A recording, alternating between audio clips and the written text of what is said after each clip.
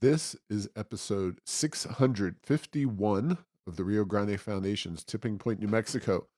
I'm Paul Gessing. And I'm Wally Drangmeister. I'm president of the Rio Grande Foundation, New Mexico's free market think tank. You can find out more about the foundation at riograndefoundation.org.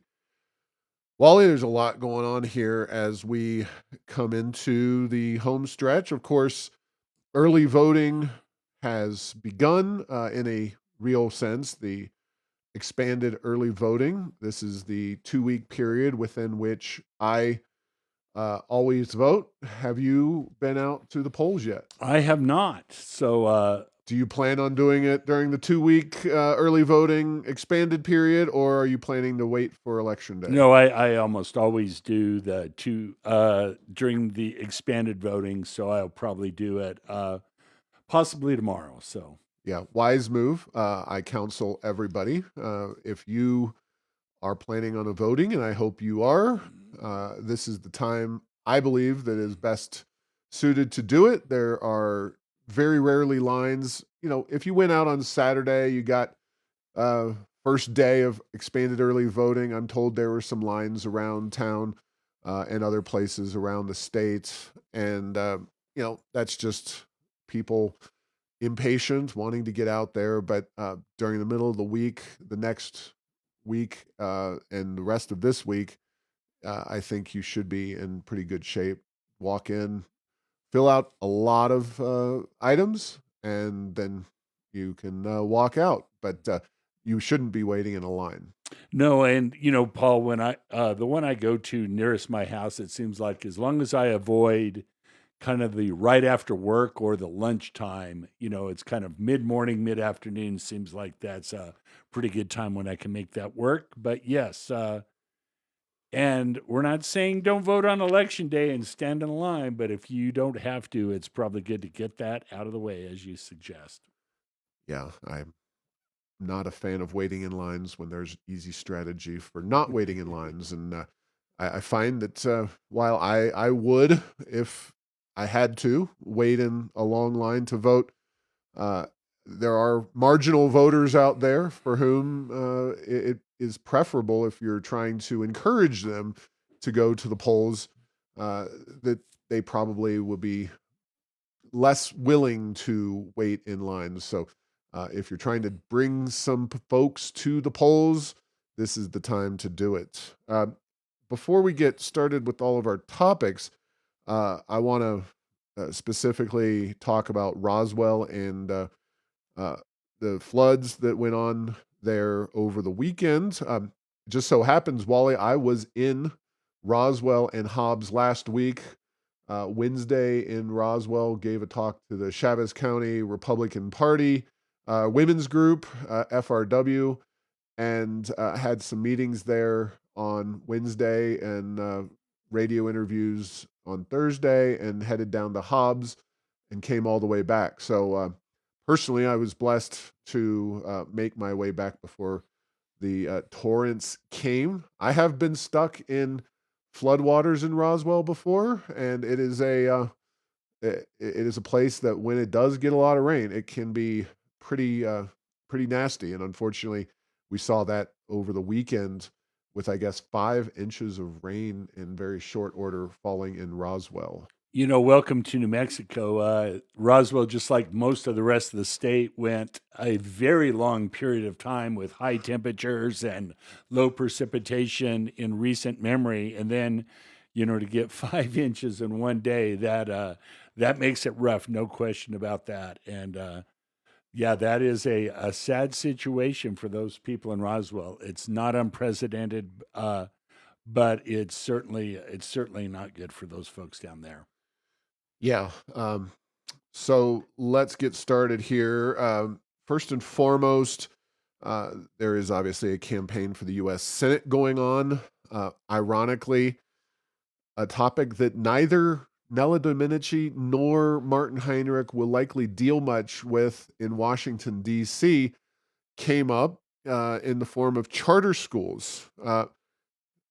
Martin Heinrich tweeted about charter schools, saying, "The type of charter schools my opponent has worked on only perpetuate disparities. It's great that she's able to leverage charitable giving to 11 small charter schools. My focus is and always will be on the 900 public schools across New Mexico. Now, this is a troubling tweet for many reasons. Yes, I want to hear your take. I'm going to give the mathematical take on it. Well, there's the old story, probably apocryphal, of the kid walking along the beach and seeing all these starfish brought in by the tides and throwing. Left there to die. Yes, left Yeah. there to die. We'll make it clear. And the child is throwing one by one these starfish back into the ocean. And an adult of some merit comes by and says, what are you trying to do here? And kid says, well, I'm throwing the starfish back in the ocean so they'll live. And the adult says, well, there's so many of them up on the beach here. They simply won't all survive. And kid says, well, throws one in and I saved that one. And, I think that is a very fundamental disparity between Nella Domenici's approach on education and Martin Heinrich's. Now, to be fair, again, these are two individuals running for the U.S. Senate where education policy is really limited. Thankfully, still, education remains a state public policy prerogative. Unfortunately, as we know in New Mexico, we're way, way, way at the bottom, 52nd if you use the National Assessment of Educational Progress.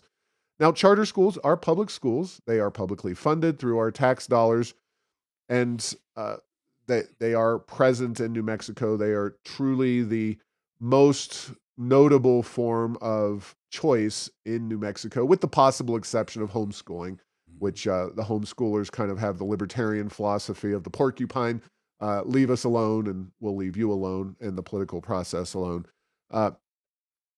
Heinrich is widely rumored to be running for governor, although some source that I have said that he is less likely to run for governor in 2 years than he was before. But he's still somebody who would very much be in that realm. So this could be a relevant question in the near future. But mostly, I want to focus on what Heinrich leaves unsaid in this. First and foremost, perpetuate disparities. So, in a world of zero school choice in New Mexico, does the system improve? Maybe. Certainly statistically, you probably have more smarter kids, more kids with the wherewithal to, whose families have the wherewithal to get out of the public schools that are not doing the job, and they stay into the traditional public schools and raise those data points somewhat. But I am unconvinced that the public schools left to their own devices outside of a competitive education environment will improve on their own, even if you stuff more kids who have escaped the public schools and you put them in there. So it really baffles me that Heinrich sees this disparities issue as a problem, and that language, maybe he just wrote this on the toilet and didn't really give much thought to it, or maybe his staffer just put it together. But again, the idea of disparities versus bringing everybody up higher, let's do what New Orleans did after Katrina, charterize all of the public schools. So there's a real choice, even if it is a publicly funded situation. And then, his focus will always be on the 900 public schools across New Mexico. What does that even mean? He's a U.S. senator. He's not a governor.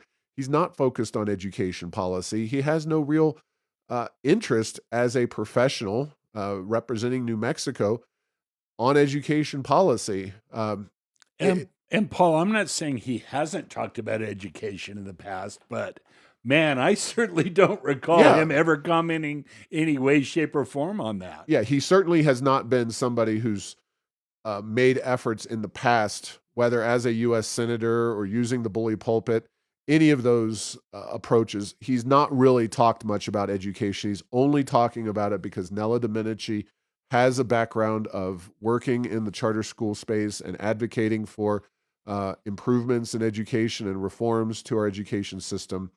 And he feels the need to put his 2 cents in there, even though it's not even worth 2 cents.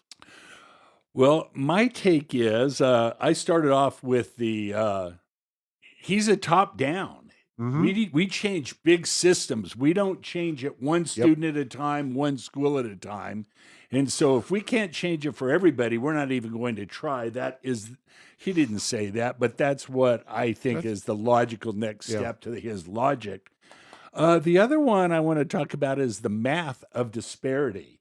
And so, if we're looking at the overall achievement of the public schools, both including charter and not including charter, the only way there's more disparity uh, is if you just say that we can't look at charter schools and non-charter schools. So obviously, if you take a good student from a traditional public school and take them out of that school, the test scores or the achievement level may drop a little bit in that. But as long as they do as well in the charter school, the overall numbers will be no better. The only way they do better is if their test scores or their grades or whatever however you're measuring it is if it goes up in that charter school. And so it's kind of kind of like the anecdotes about communism. It's like everybody is equally destitute. Is That's Mm-hmm. kind of what it sounds like to me. And one of the things is that it's been shown, there's abundant data on this, is that one size does not fit all. And Mm-hmm. so if you're not being served well by the traditional public school, your child, your student isn't, what are you supposed to do? Just sit there and take it, because it makes me have to answer some tough questions vis-a-vis the teachers union is what it boils down to. And I either want them to help me get elected for my next my this election and potentially a next one. And above and beyond that, I'm not sure he has a whole lot of leg to stand on. And final point, let's just say that New Mexico, Paul, let's not be crazy here. Let's say they're in the 50th percentile among all states. We're like Mm-hmm. 24, 25, 26 among the states. You know, maybe, you say, okay, we're right there in the middle. Let's make the overall schools better, but we're last. Mm-hmm. And we've been going down and we've been towards the bottom for a long time. And so I think that to make a statement like that is certainly short-sighted, but maybe it will get him the teachers union contributions and votes coming up over the next couple weeks. Yeah, I would almost classify this entire um, episode with Heinrich and education as you and I think we can both safely agree that we disagree with Martin Heinrich 98 plus percent of the time. But you always hope that on those other 2% of issues that he might actually see things a little differently because he's never really gone on the record in any public format and said, this is what I believe about education. Right. You remain maybe hopeful, maybe thinking, oh, there's a chance we could actually agree. Now, it just reinforces this comment, all the things we dislike about Martin Heinrich and his ideology. And it really, it's not surprising at all because his entire outlook is so top down, as you say, Yeah. and geared towards what benefits government and his political allies, not what benefits the kids themselves. And even though, again, we would love to see a lot more aggressive school choice and education reform than charter schools. Charter schools have their issues. They are a starting point, but by no means the ending point when it comes to education reform. But Martin Heinrich even sees that as a threat, and that just highlights his dedication to kind of top down, one size fits all government policymaking. Yeah, he could have just as easily said, "We're happy in last place." There you go. All right, another education related story. Uh, Speaking of more kind of avant garde, if you will, education reform, you have Arizona, where they have adopted empowerment scholarship accounts, or ESAs. These are the ultimate school choice model. And they just have a fact sheet that they put out from the Goldwater Institute highlighting some notable details. For example, ESAs in Arizona serve over 75,000 students, including more than 24,000 children who had been trapped in an unsatisfactory public school until they became eligible for an ESA. One out of every two students now joining the ESA program comes from the public school. Uh, ESAs serve a higher percentage of students with disabilities than traditional schools. And ESAs serve children whose parents are active duty military, over 1,000 of them, families from across the income spectrum. And notably, the typical ESA award is $7,400 in Arizona, costing taxpayers thousands of dollars less than Arizona's public school system, which averages $14,500 per pupil as of the last school year. Couple of interesting things. Of course, it is worth reiterating and noting that ESAs are not nearly as much, just in terms of cash dollars. $7,400 is nowhere near what it costs to educate, or to not educate, as it were, the traditional public school student in New Mexico. But even Arizona, with their monopolistic government school system, $14,500 per pupil is much, much lower than we spend here in New Mexico. So Arizona doing a lot to empower families and students. And again, I fully expect that they will blow us out of the water on the next NAEP, which will come out in December or January, and we'll continue to see disparities, to use Martin Heinrich's word, in terms of Arizona's successes and New Mexico's stagnance and failures. Yeah, and what is not clear from the notes from Goldwater is that the ESA is 7,400.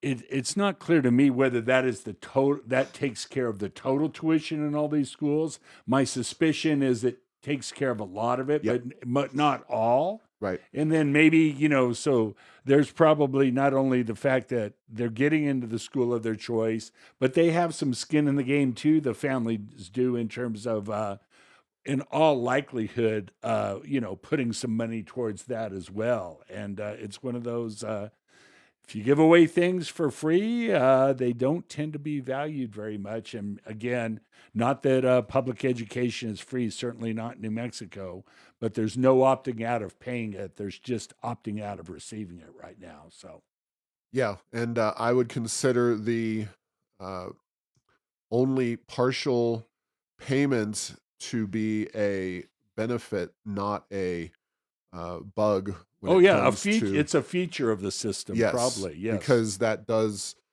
feature does create a buy-in and a value system. One of the worst things that America ever did was create a universal system of free schools. It should not be a free system as a general rule. Now, we could argue about how that specifically would work.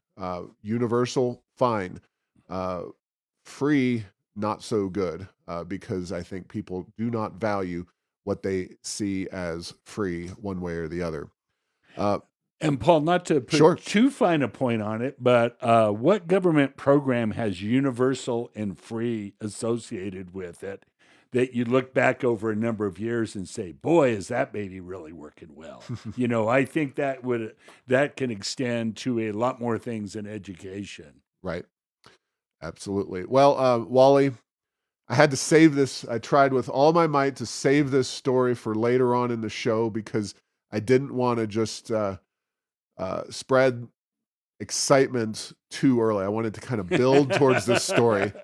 This is a story that is more than 18 years in the making because, and it's going to be one of the favorite I've ever covered, quite frankly, with you on this show because, here we are just over 650 episodes in. Now, if we had sat down and created this podcast 15 or 16 years ago, the rail runner may have served as the equivalent of the gross receipts tax or something because at the time the rail runner was just getting started. We knew it was going to be a boondoggle. They were building the track up between Albuquerque and Santa Fe in the middle of the freeway, and we just knew this was going to be a boondoggle. Well, it remains a financial boondoggle, but the LFC, the Legislative Finance Committee, the internal think tank of the legislature, has done an analysis and found that based on current ridership, 23%, a 23% increase would be necessary in ridership just to break even with driving your own personal vehicle in terms of CO2 emissions.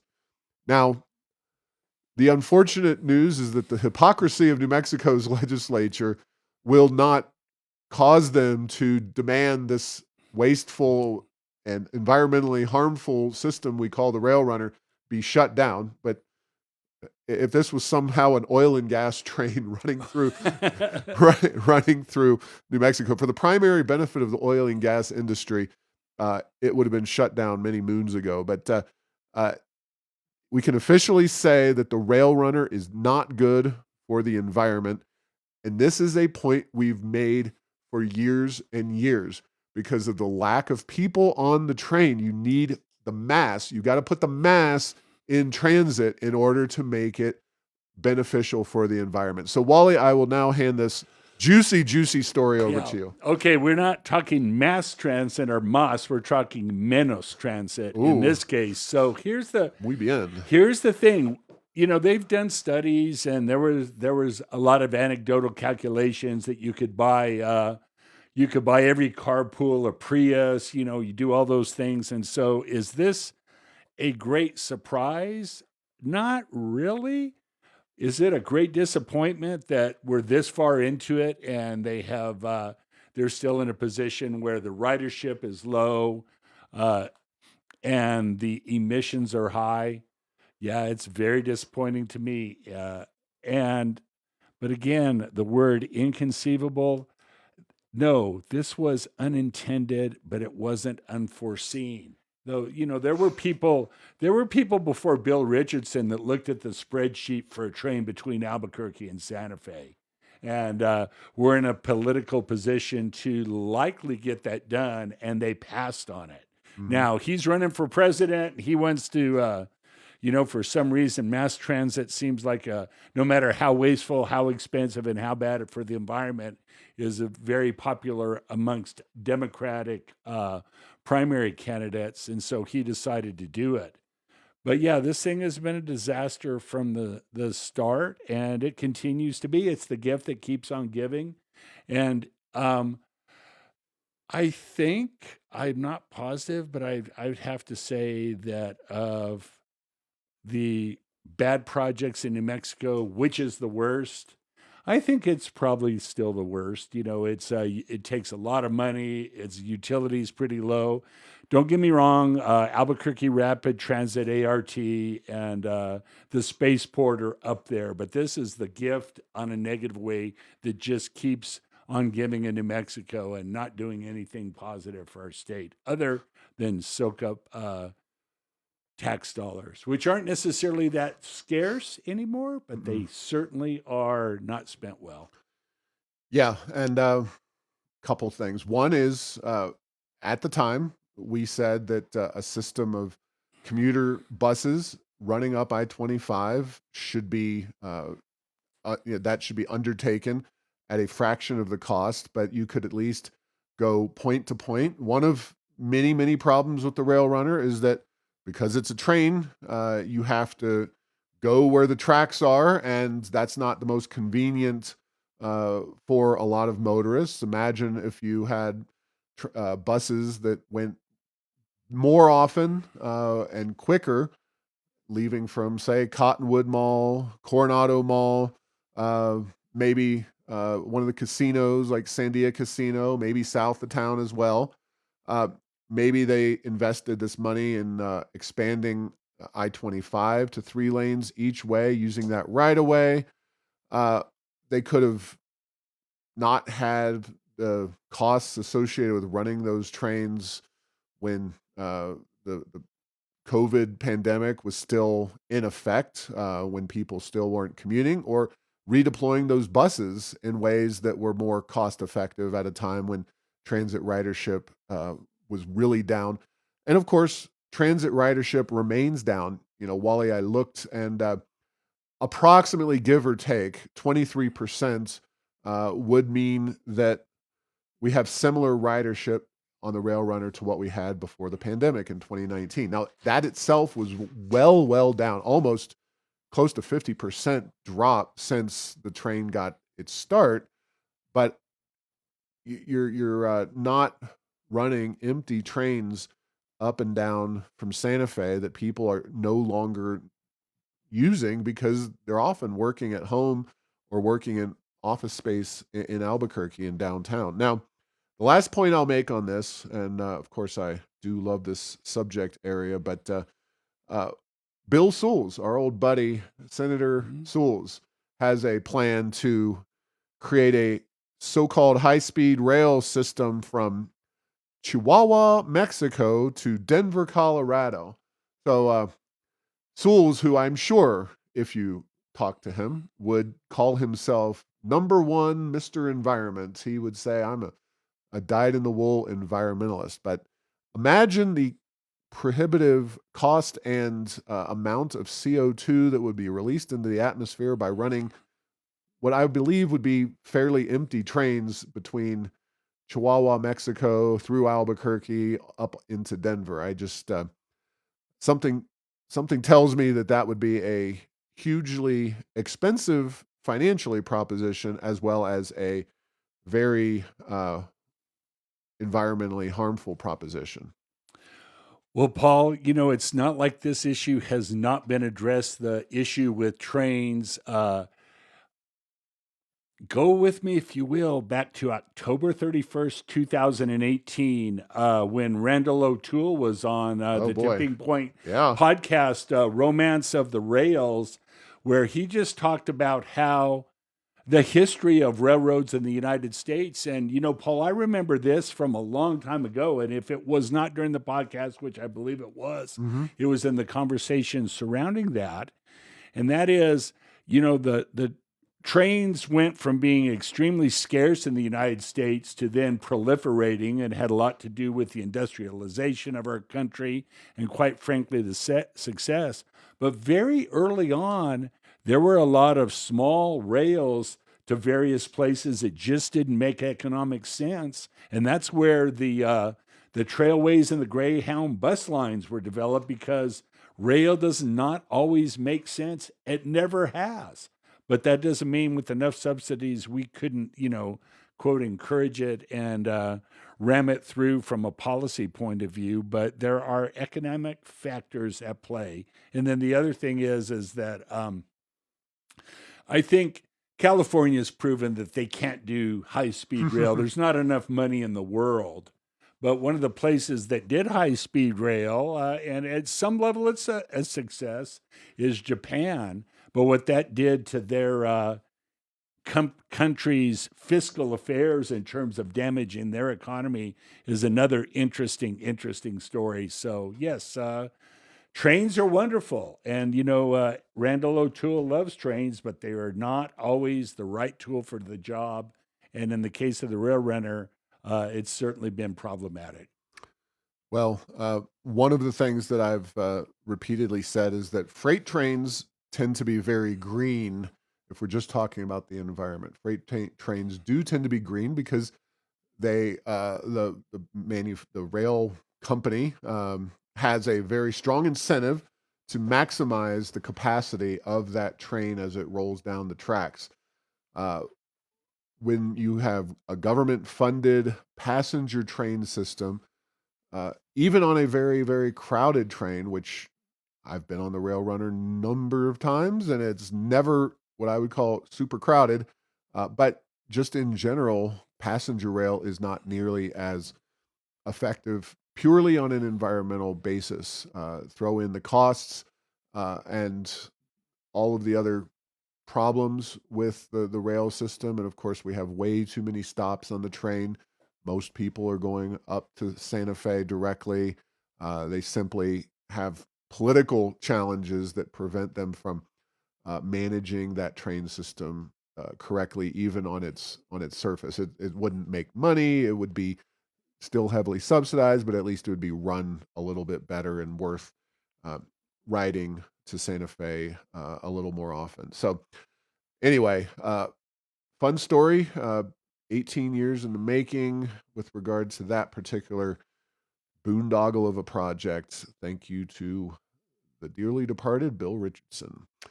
Uh, Voting, as we mentioned, is going on, and the Albuquerque Journal editorial board did us all a very big service over the weekend, specifically the Sunday paper, and I went ahead and blogged this at Heirs of Enchantment. They made a lot of good points about judges and the impact judges have in uh, crime, especially in Bernalillo County. So the the Journal's editorial is voters should exercise great discernment in judicial retentions. Keeping the same judges will change nothing. I feel like the editors may be reading our Errors of Enchantment or maybe listening to our podcast. Either way, I approve. They kind of go after the New Mexico Judicial Performance Evaluation Commission because they're mostly a rubber stamp. And then they name a bunch of different judges. They specifically target a Judge Rudolfo, who does not have a very long track record. Imitario Rudolfo, who is in the Bernalillo County district. That's the second district in New Mexico. So they outline a case against him, and then they give their own yeses and nos on retention. I'll just state that they, on the no side, they give Jennifer Atrep.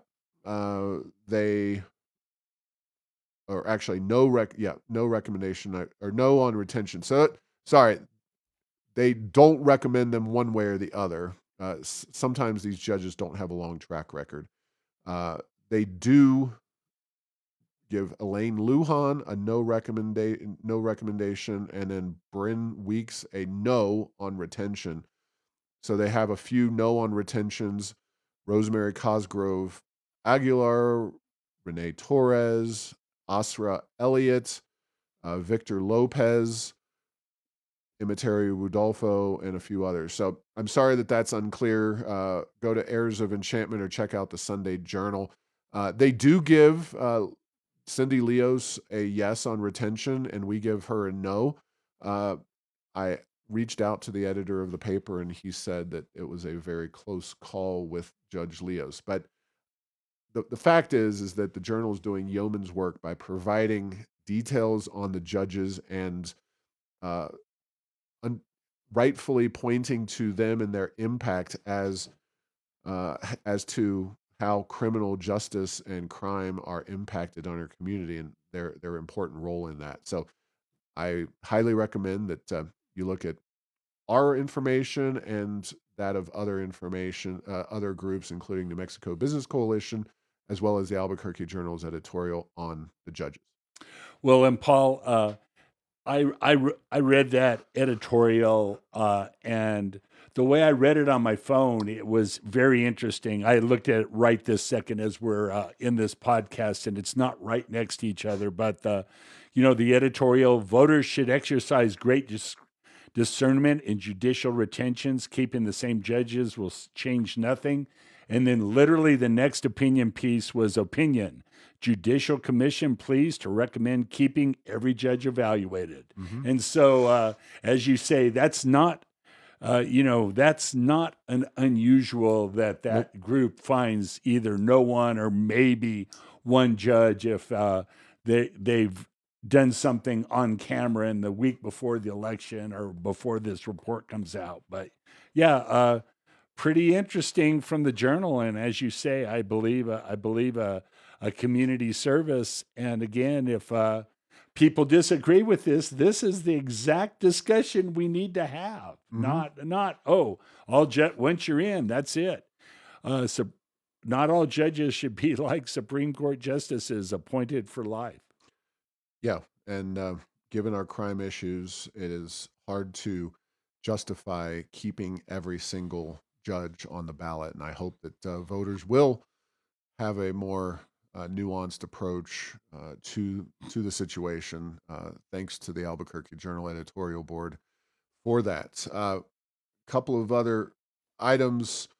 UNM's volleyball team did indeed play against the male player for San Jose State. There was footage of one particular play where essentially a UNM player got slammed in the face by a very aggressive spike because, of course, the male player for San Jose State was able to levitate off the ground and get a very aggressive spike in that wound up hitting this young lady seemingly in the face or the head, maybe the shoulder area to an extent, but uh, they did play. So no stance taken by UNM or its players. And again, I respect the players. I do think the university should make different decisions. The Mountain West Conference should make different decisions.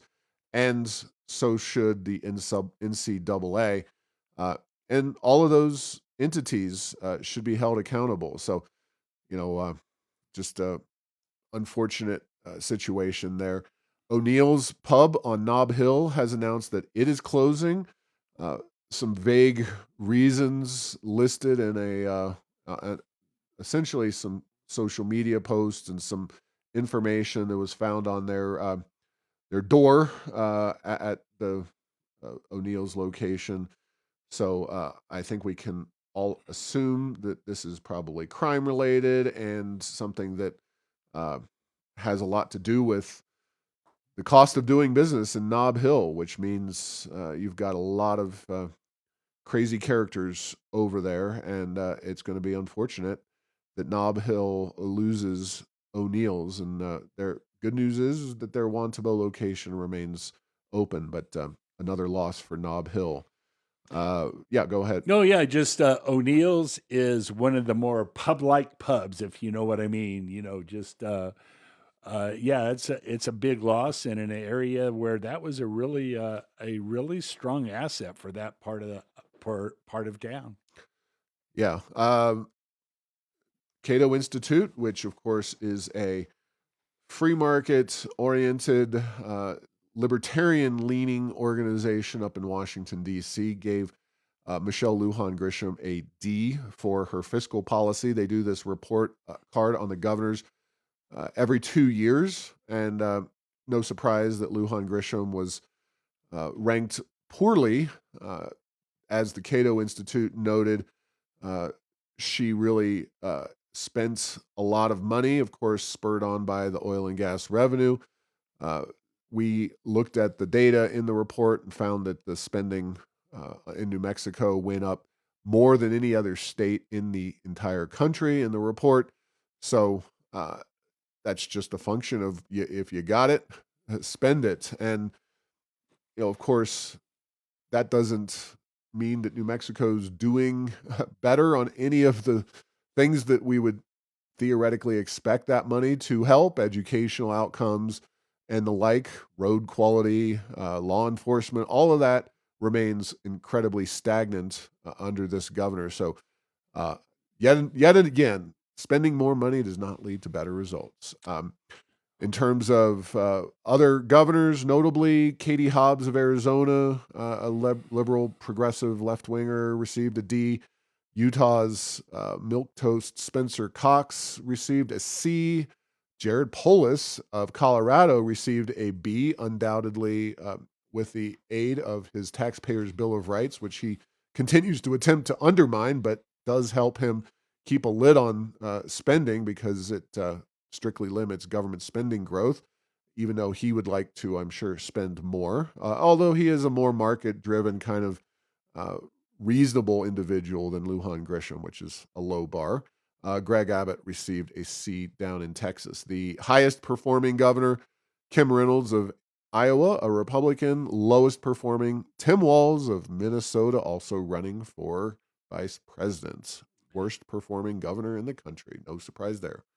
Well, and the thing that probably allowed Lujan Grisham to get a D instead of an F minus minus minus minus is the fact that we have a lot of money. And so when you have a lot of money, it's not there's no we're not deficit spending. We're just spending, and not always well, and not always where we need to, but we are spending as a state. And boy, when they start talking about tax cuts or tax rebates or whatever, a whole room of noisy legislators and lobbyists will get very quiet, not want to say a thing. So there is an opportunity there, I'm telling you. Yeah, with the governor and her spending, of course, aided by the oil and gas industry. She's also done some moderate tax reduction, which is probably a further reason why she was a D, not an F, because raising taxes is often how politicians pay for all of their spending dreams and wishes. Lujan Grisham has been relieved of that necessity by dint of the oil and gas industry and the money they provided. So, not a big surprise there. It is worth noting that once upon a time, Wally, our governor was number one in the Cato Institute's report. It was a different governor. It was Susana Martinez, but she did score the top rank in that report in 2018. So there's no reason New Mexico's destined to be at the very bottom of that particular ranking. But with the current governor, it's the way it's going to be.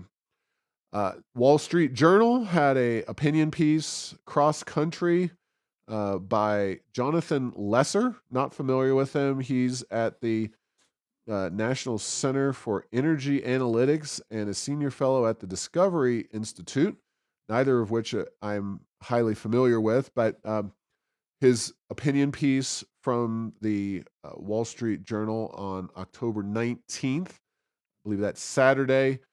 New Mexico can't afford California's Green Deal. California can't afford California's Green Deal, but they're going there boldly anyway. So. There you go. Well, nothing really new or earth-shattering. I mean, this piece could have been easily written by us. So I guess the upshot is I want Mr. Lesser's connections on the Wall Street Journal editorial page. But essentially, he talks about New Mexico's poverty, the ruling progressives, the Energy Transition Act of 2019, the desire to embrace the California-style clean cars rule, and generally speaking, all of this governor's and California's efforts to theoretically eliminate CO2 emissions while working within a state that is much, much poorer here in New Mexico than California is, to embrace many, many of California's policies on the environment. So, again, stuff that we've talked about pretty extensively on this show and in our numerous opinion pieces and research documents. Very well done. I mean, I really wouldn't have changed anything of note about the piece, except for maybe having my name being the author of it. So good job, Mr. Lesser. Kudos for getting it right, because sometimes you get these national articles one way or the other, and they clearly have no idea what they're talking about. Yeah, they're just out of phase. They may make a couple of good points. This one was right on. And Paul, just to assuage your ego just a bit on this, there's the saying that a prophet or a consultant or an economist or a commenter on public policy has no honor in his own country. So if you were to live, a couple of time zones away, I'm sure the Wall Street Journal would have put you in there. But it's good that he got it out there because it's a real issue, and the fact that the editorial board of the journal saw fit to put it in, I think, is another good sign that we're just not out here screaming for no reason in terms of what's going on with some of the policies in New Mexico. Yeah. So no real shocks or surprises there, just good information and well presented. Real quick, nothing new, but a while back we discussed on this show the Las Cruces gross receipts tax increase. Our postcards hit Las Cruces voters' mailboxes. If you're listening to this show and you're from Las Cruces, you're not going to likely receive a postcard from us because we're not targeting the people we already know are voting against this thing. We're targeting squishy Republicans and squishy Democrats who we need to oppose raising taxes in the city of Las Cruces. It's pretty straightforward, but then my post also includes information on how folks can go vote early in Las Cruces. And I encourage you, if you are questioning where you should go vote, go online and you will find that information in ready supply, very available. And it's something that they do a pretty good job of highlighting where all the places are that you can vote. And again, we are in the middle of week one as it pertains to early voting. We've got one more week of that left, and then Election Day. And it's a very important Election Day, but by all means, get out and go vote early at these early voting centers. And with that, I will say thanks for listening to this week's episode. Find all episodes at tippingpointnm.com or at the Rio Grande Foundation's YouTube channel. Subscribe to the show at Apple, Stitcher, or tell Google Home to play Tipping Point New Mexico. Thanks to Path 3 Marketing for producing this show.